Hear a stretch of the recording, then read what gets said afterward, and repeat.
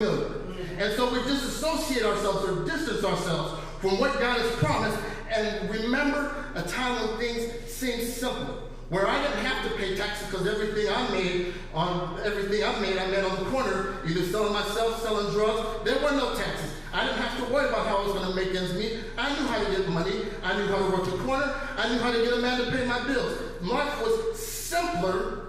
Life seemed easier before I got saved.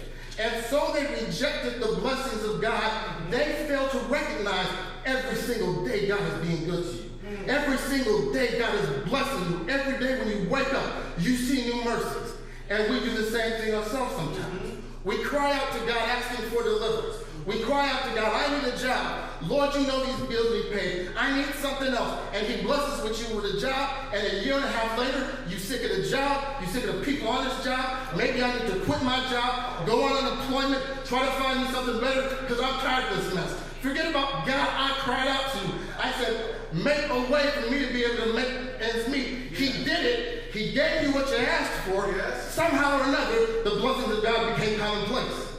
Let us be conscientious of making sure that we recognize the daily bread that God provides us, the sustenance that he has, making sure that we are satisfied with the providence of God. Because I guarantee you that until you find yourself satisfied with the providence of God and can recognize the power of God, you will never walk in the full promise of God.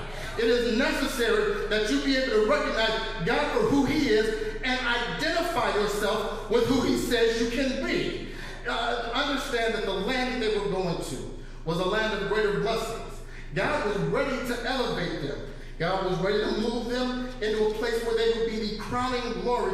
They would represent his glory unto all of the earth. But they didn't want the blessing because there were giants in the land. They saw some things there that they didn't expect, forgot all about God, and said, I'd rather go back to being a slave. And it's interesting because there was a third option. They didn't have to try to go back to Egypt. They didn't necessarily have to try to move forward. They could have said, well, we'll just stay right here. And some church folks make a decision that we're going to just stay right here. I know that God says I could have more. I know I've seen greater demonstrations of God's power. Right. I know I've heard more greater word preached. I know that there's more to it than that, but there's giants. There are obstacles. I can't get to church on time. I got too much stuff going on. I can't be there when it's time for the service to start because I'm tired. There are giants in the way. There are things that keep us from believing that God has more for us.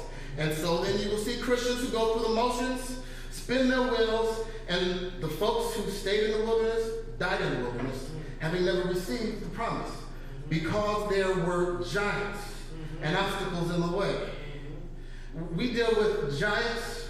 We let obstacles dissuade us and discourage us. Some of them are internal. Sometimes we have to look at ourselves because we fear going into that area.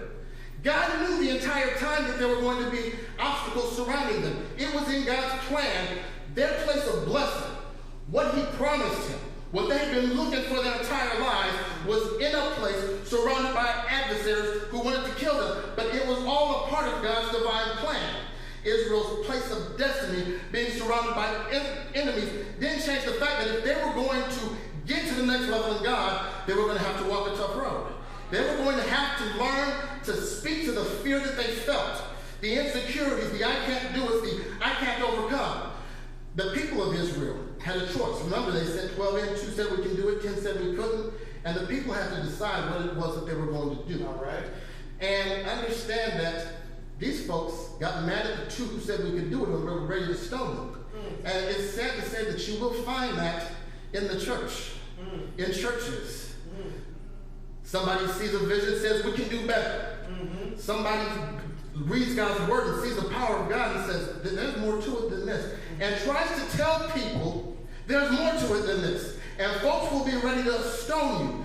Don't think that just because you have the truth, don't think that just because you see something that nobody else does, everybody's going to be excited for you. But God needs a people who will grab hold to his promise, who will associate with the promise, no matter who says what, no matter who gets an attitude. We will convince ourselves we can't have that because these people don't want to move. We can't have that. I can't declare that I'm anointed. I can't declare my gifting because somebody's going to think I'm full of myself.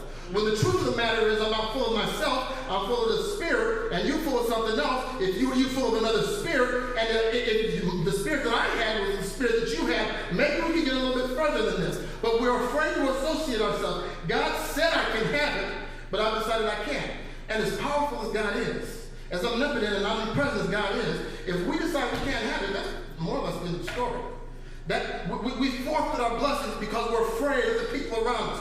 We're afraid of what somebody has to say. We're afraid of the giants that are there. We didn't expect it, and it would be easier to sit still and just stay there or go back to something I'm more comfortable with. Go back to something I'm more familiar with. But understand that freedom comes at a cost. Freedom's not free. Liberty comes with responsibility. And sometimes that's what we're afraid of. The thing that gets us shook up is the fact that when I was in bondage, it seemed like everything was being provided for me. At least that's what I remember. That's the way it seems when things start to get hard, was that when I was in bondage, things were simple. Now that I'm free, I got responsibility. Now that I'm free, I got to figure out another way to make this work. It was easier when I could be reckless, and I don't like this too much. But they were in an intermediate stage, a transitional stage from bondage to ultimate glory. And if the devil can short circuit where you're trying to go by showing you obstacles that'll make you turn tail and run, then that's exactly what he's going to do.